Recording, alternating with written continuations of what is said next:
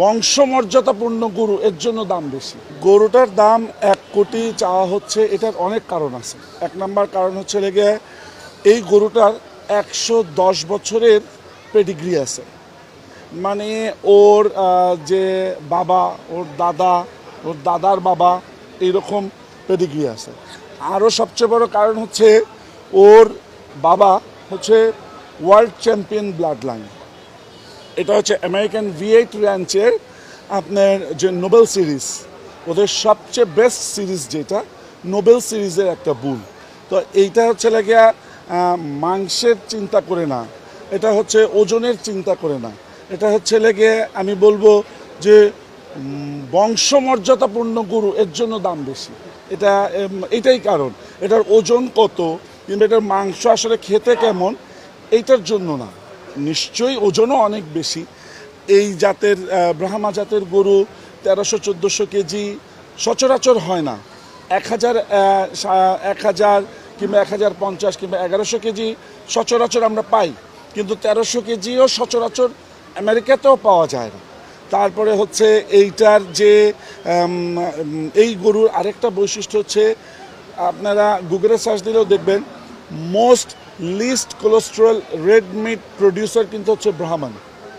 Most least cholesterol red meat. আমরা অনেকে red meat avoid করি, ডাক্তাররা বলে রেড মিট অ্যাভয়েড করেন, high cholesterol, but Brahma produces most least cholesterol red meat. তো এটাও একটা কারণ। এই গরুগুলা খুব অল্প খাদ্য গ্রহণ করে খুব তাড়াতাড়ি বড় হতে পারে।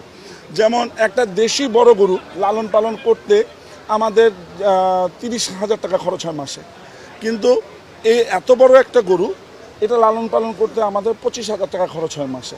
কারণ ও 5 কেজি খেয়ে 1 কেজি মাংস উৎপাদন করতে সক্ষম, কিন্তু আমাদের দেশীয় জাতের গরু 10-12 কেজি 15 কেজি খেয়ে 1 কেজি মাংস উৎপাদন করতে সক্ষম।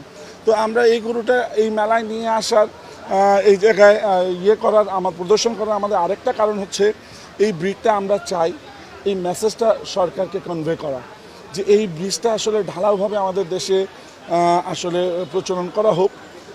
তাহলে আমার কাছে মনে হয় মাংস উৎপাদন খরচ কমবে এবং আমরা 400 টাকা 450 টাকা কেজি বাংলাদেশের জনগণকে মাংস খাওয়াতে পারবো।